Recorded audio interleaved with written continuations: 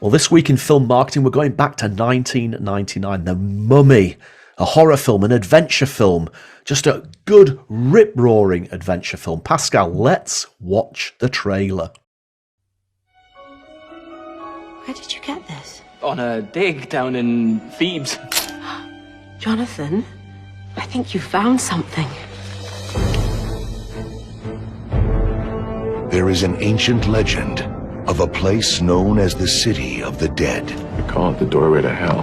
Where the earliest pharaohs were said to have hidden the wealth of Egypt. Are we going into battle? There's something out there. Something underneath that sand. They came to uncover its secrets. Mummies, my good son. This is where they made the mummies. They sought to unlock its treasure. And then there was light. Oh, boy. What they did Oh my God, it does exist. I think this may be the Book of the Dead. was unleash a force unlike any the world has ever known.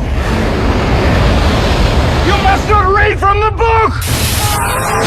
What the hell is that? You have unleashed the creature that we have feared for more than 3,000 years. Whoa! He will regenerate and no longer be the undead. We are in serious trouble. Do you swim? If the occasion calls for it. Trust me! It calls for it! Universal Pictures invites you His powers are growing. Run! This just keeps getting better and better. to experience the adventure It appears he's already chosen his human sacrifice. that will live forever. If he turns me into a mummy, you're the first one I'm coming after. Go!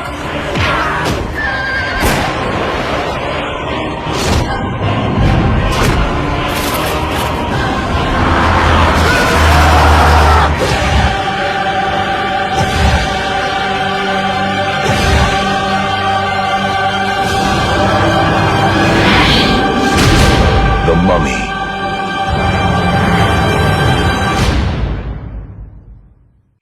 Oh, what a film. Do you know, what a film. We went to see this at the cinema, and we absolutely just wanted to see it again straight away. It just had everything. You know, it was fun, it was action-packed, you know, quite a bit of horror in there as well. A perfect package, and one of the best sort of adventure horror films ever made, I would suggest. Oh, absolutely. I remember to this day being at the cinema. We went in Newcastle, and everybody in the theatre was laughing at the same time, cheering, you know, wincing when it was horrible. We'll talk about those, Beatles in a moment. My memory of, the music by Jerry Goldsmith, the landscape. And can I just say, there has to be something that is now part of our psyche as a global population about Egypt in the 1930s. I mean, we talked about Death on the Nile actually some weeks ago. But at the moment you take us there, as I did with Raiders and a few other things, I accept it. Whatever you're going to present to me, I accept it. And this movie is truly thrilling. And I would say we watch it at least once a year, easily. Yeah, I mean, again, great cast. Oh, yes. Brendan Fraser, Rachel Weisz, John Hannah. You know, most people associate John Hannah with Four Weddings and a Funeral and possibly the earlier versions of the Inspector Rebus TV series. Arnold Vosloo, we mentioned earlier. What a scary individual, totally bald individual as well. Not what you would expect from the Mummy. I mean, I had visions from my childhood of watching mummy films where the mummy was just always wrapped in the sort of bindings, whereas this guy was just a big bald guy who was really quite scary. And I actually, Rachel Weisz is very funny in this film. I think her comic timing. There's one bit where she says something like, "I know what you're thinking. What's a place like me doing in a girl like you?" or whatever it was. And she also mentioned there's that really creepy guy as well. And she says, horrible little men like you always get their comeuppance. And sure enough, of course he does. But you're right, and I loved. So what is interesting about the Mummy? It's a Universal Studios property. And the studio who could say invented the summer blockbuster. When I did the research about the marketing, they were claiming that they wanted to relaunch the summer blockbuster phenomenon in 1999. So clearly there was some views that in the 90s, the summer blockbusters or movies lost their way, and this was a movie to... So there is a kinship with Jaws, a bit of Star Wars in there as well, because this was a difficult and grueling shoot, particularly when they went to Morocco. And I think there's a link, of course, to Raiders of the Lost Ark. But it's a movie of its own. So nobody's saying it's a second-rate Raiders of the Lost Ark. It's a second-rate this. But I thought it was fascinating that was their commitment. And we'll talk about the marketing because that had a bearing in that. But for me, it was just this idea of being introduced to the adventurer. You had the librarian, you had the gambler, John Hannah, who plays a superb role. And then multiple faceted villains, Imhotep, Anuk-Sun-Amun and so on. But what was interesting, the casting was difficult because the vast majority of the people they eventually accepted to be on the film were against it because A, they didn't know whether they wanted to do horror. And then when they realized what it was, well, is it going to be a bit weird and a bit, like corny and embarrassing? And the kinship with Star Wars is there for me because remember Harrison Ford many times and Mark Hamill reported they were filming Star Wars and they were like, this is going to be terrible. I mean, is it meant to be funny? Is it meant to be scary? Is it meant to be actiony? We don't know what we're doing here. And this could be a career ender for all of us, which I think is absolutely fascinating. And of course, the other link is with Star Wars is that The Mummy was launched in the same year as The Phantom Menace. Yes. So let's use that as a segue for the marketing. So for me, what has been interesting about looking at the marketing became a solution to a problem or a challenge. Okay. So 1999 was the year of The Phantom Menace, the most anticipated return to a galaxy far, far away, the return to George Lucas behind the lens, if I'm not mistaken. He directed the first one. And that created the challenge because, of course, if you want to be the summer blockbuster that is going to rekindle the interest in summer movie going, the problem that you have is that if your movie is released more or less at the same time as The Phantom Menace, you're not going to get a look in whatsoever. So what they had to do was to move the kind of approved and signed off release date of the 21st of May 1999 to the 7th of May 1999 because The Phantom Menace was being released on the 19th of May. And you can just imagine how tricky that is from a marketing point of view, from a booking of the screenings point of view, from everything else, but having maybe to change maybe even the narration of the trailers and so on and so forth in 1999. So the movie was released on the 7th of May instead of 21st. I thought that was maybe a very cheeky move. They did have a premiere on the 4th of May, Star Wars Day. Do you think that was done on purpose? Ooh, did we even call May the 4th? May the 4th be with you back then? I don't know, but actually it was an interesting coincidence whether that was already a place. But then what they did, which I thought was interesting, I talk a lot about in a movie being released almost on the same day globally at the same time. Sometimes I wonder if it's to avoid video piracy or it's just, good marketing. But what they did here was it was essentially a summer 1999 rollout. So 7th of May was the US, 25th of June was the UK, a month later in July was France. And the movie was rolled out, almost territory by territory until the last one was in September in New Zealand. So you had essentially, from May to September, people talked about The Mummy around the world in different ways. And it was ultimately a very wise decision because this was a number one movie early May. And once Phantom Menace was released, of course, it went on to second, third, fourth, and so on and so forth. Yeah, I mean, it's interesting. I'm thinking back now because obviously, like everybody in the world, I was absolutely gagging to see The Phantom Menace. But I think that if I had recorded the number of times we've watched The Mummy compared to how many times we've watched The Phantom Menace, I know that The Mummy would win. Yeah, I would agree, because for me is that reassurance of watching movies again, because you know about Rick O'Connell, you know about Evelyn, you know about Imhotep, and Benny and Ardeth Bay and all those characters. But I look forward to be, once again, all these years later, completely surprised and amazed by the landscape, by the some of the sets, particularly at the end. You have the big showdown against the mummies and so on, and the special effects at the time. I mean, some of it has not aged well, but because you had that wonderful combination of action, comedy, and horror, you kind of forgive it. And listen, if we can forgive Star Wars from 1977, we can forgive The Mummy from 1999. So you described that as the first marketing challenge, Pascal, but you mentioned that there were at least 3 marketing challenges, and the second one is all about the actual title of the film, The Mummy. So surprisingly, documented, the very people working on the marketing of The Mummy are quoted to say that the title presented them with the challenge to say when they were doing test audiences, and can I just quickly open a bracket and close it? I'd love to be invited to those test screening. I don't know what you have to do. I don't know where you have to go, Roger. Perhaps people know, but I hear about those test screenings that sometimes have actually quite an impact on the end result, all the way to cancelling shows like Batgirls. But how do they do them? Anyway, they did a test audience, and the audience left completely confused because they were convinced that they were about to see a horror movie. And sometimes even worse, they were saying, I wasn't really keen because this was to me a remake of the very old horror movie from back in the 40s and 50s.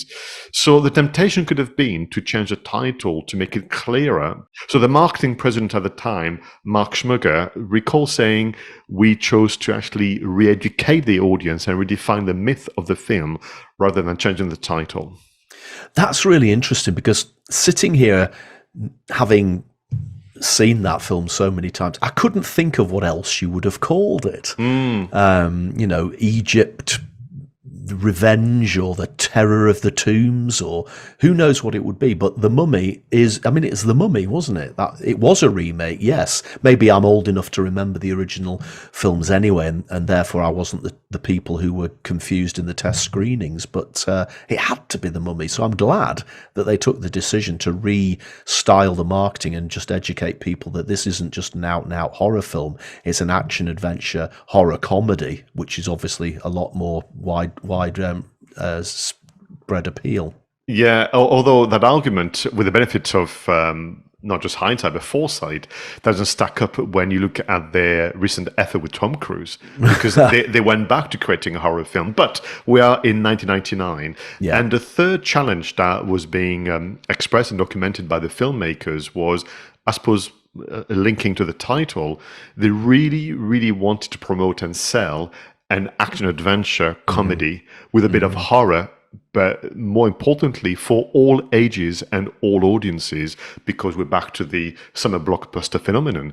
And of course, you and I know that that's one of the hardest things you can do in marketing, to have actually all audiences as your target audience means you don't know how to go about it. So they had to work super hard on their marketing pack, which we're going to describe, the posters, the trailers, and the TV and radio spots. But the one thing that they had to do is to commit to the one big investment to essentially counteract the lack of interest and appetite clearly that they could sense. And of course, as reported time and time again on the film marketing segment, they went for the TV spot during the Super Bowl event. Which we know, of course, is a very, if not the most expensive advertising slot in the world, isn't it? Every year, that is prime time, very expensive. And they paid, what was it, $1.6 million for that spot? And so people then became very critical. So, well, hang on a minute, and you can't have it both ways. You can't not have somebody trying to market their movie, particularly if they have evidence that it's not going to work, and they already had to kind of tackle the issue of the Phantom Menace. And now you're blaming them for doing a successful marketing campaign. You can't have it both ways. But what has been interesting is, of course, this movie is so loved that people look at it, 5 years, 10 years, 20 years later, and to this day, they are promoting it. But, doing the kind of 20th anniversary review of the movie, the director, Stephen Sommers, who becomes synonymous to adventure romp, said, that before that 30-second Super Bowl spot, nobody was interested. After the Super Bowl spot, everybody wanted to see The Mummy. Yeah, absolutely. And Pascal, tell me about the posters, because you made this allusion earlier on. We've spoken about Death on the Nile. We've spoken about the Indiana Jones films. There does seem to be, over the history of movies, a sort of colour palette, doesn't there? And the iconography of Egypt, the pyramids, obviously, and how the pyramids often get built into the typefaces or whatever it might be. I just think, again, you've got that gorgeous golden colour palette going on with these posters. Yeah, it's a combination of the glow, the sand, and the sharp edges of the pyramid. That's what they've been using, and they also then with the teaser poster. So what you had is the lower third. You had the pyramid, the sand. Is it sunrise? Is it sunset? It's always difficult to say. You had the mummy, and they play to the symmetry of the MUMMY. So the first M is kind of a little bigger. This is where maybe it's opening a portal to either time and space for the mummy to be reawakened.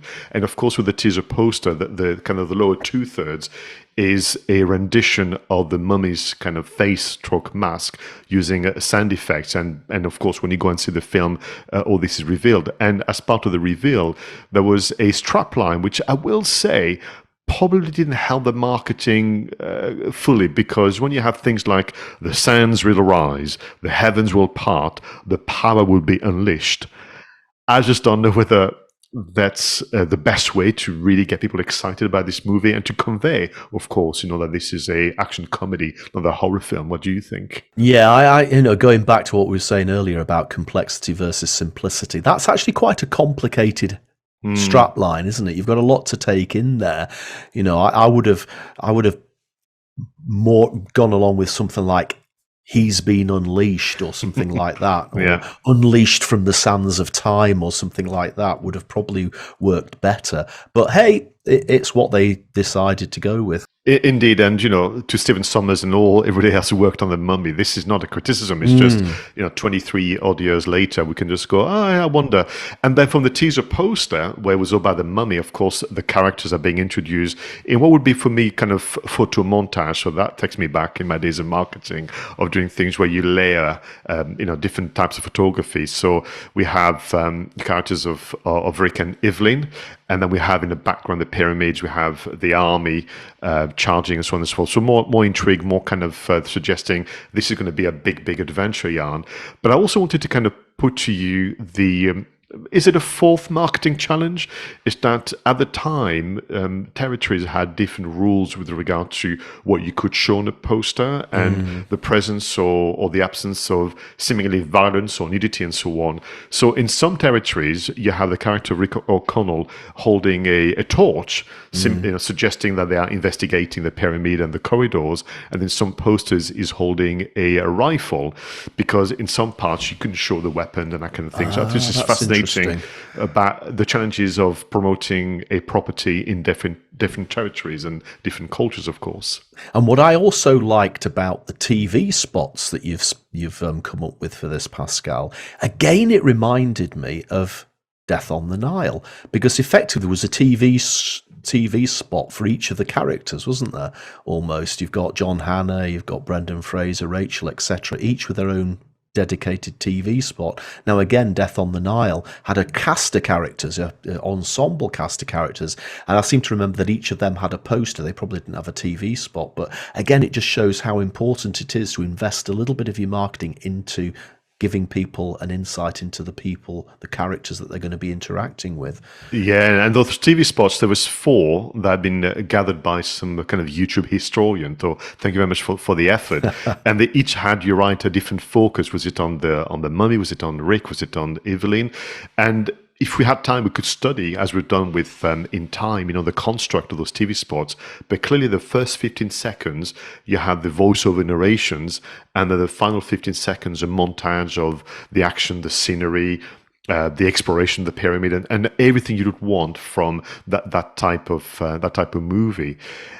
So listen, for something that was released 23 years ago now, that wanted to reclaim the summer blockbuster spot, I think that they achieved their goal, but I think they would have been even surprised to realize that all those years later, people are still talking about a movie over and over again. I mean, the number of podcasts, of videos, of magazines, both, let's say, trade magazines and public magazines that are covering the mummy is incredible. I mean, 20th anniversary, you have magazine like Entertainment Weekly and Premiere and Total Film. There was an article I came across called Snakes, Sandstorm and Strangulation, the making of 1999's The Mummy. And this is making reference to how tough the shoot was, akin to the shoot of Jaws or even Star Wars. The strangulation, I thought this was almost like urban legend, but actually in the recent interview given for Yahoo News, Brendan Fraser did confirm that he actually got strangulated in the scene where he's obviously allegedly being killed, with a rope, because they timed it so badly that he was dangling with his rope around his neck for far too long and actually lost consciousness and had to be revived by the medics. My goodness, I hadn't realised that. That's quite scary, isn't it? So this carries on. The presence of the mummy. You and I've said, we watched it so many times. You had I had the VHS cassette box set, which looked beautiful between The Mummy and The Mummy Returned. You had the DVD, you had the Blu-ray released in 2012 as part of the 100th anniversary celebration of Universal Studios. But I was absolutely surprised to realize that as this year, on the 12th of November, the time of recording, the British Museum is organizing a special event. And as well as talking about, Egypt and the research, they are also doing a special screening of The Mummy. Wow, that's just incredible, isn't it? Again, it just goes to show it's become legend. And interesting that the British Museum is actually hosting a special event about a fictional film. Yeah. To me, it shows its impact. It shows probably some of the, its link with historical event and some truth into it. But to create an experience where, the event of the British Museum has a presentation from a historian adventurer, and then to close and to wrap it up, because they know that this is, what you do, you leave people smiling. They're going to have a well of a time watching The Mummy within the environment of the British Museum. I think it's wonderful. Yeah. And two things that I'd just like to finish on, Pascal. First of all, you mentioned the more recent Tom Cruise mummy film, which I never think about. I can't even recall the plot. This is the one that sticks in the mind and often gets rewatched, as opposed to that one. And also, you did mention the Beatles earlier on, so I'm going to mention the Beatles to finish with. And that creepy guy that Rachel Weisz said would get his comeuppance, well, he did get his comeuppance, because he got eaten by those awfully scary scarab beetles, which the sound effect as thousands of them scurry across the floor, so that is just one of the most, hairs on the back of the neck moments of the film. To me, was just those scarab beetles, horrible. So well realized. I mean, that's one of my favorite moments. My second favorite moment, I will confess, is near the end, where the character Rick O'Connell is fighting against the revived mummified guard and soldiers, because actually at the time he was doing it to nothing. He learnt the movement taught to him by the Stone Coordinator by heart, and it looks so real. Forgive me, eventually they added the CGI mummies, oddly from the ILM division from George Lucas. So, we're talking about the competition between Phantom Menace and the Mummy, but actually the special effects were done by the division that also worked on the Phantom Menace. So they're all friends, really, after all. But that sequence where he's fighting those mummies is just so cleverly pulled together that I was blown away, and still am to this day. Pascal, as always, you've chosen a remarkable film, and as always, we could carry on talking about it for at least another hour, I would think, but we haven't got time to do that because the show needs to come to an end. Thank you, everybody, so much for listening to watching the latest episode 87 of Two Geeks and a Marketing Podcast. As always, it's been an absolute pleasure bringing you all the content that we've done this week. If you've got any comments on the show, do please leave a comment on the YouTube channel, or Pascal, listeners, viewers can talk to us on SpeakPipe, can't they? Oh, we'd love to hear some friendly voices on speakpipe.com/Two Geeks and a Marketing Podcast. So thank you so much again, and remember, until next time, go out there and make sure that your marketing is done right. I was Roger Edwards and he was Pascal Fintoni.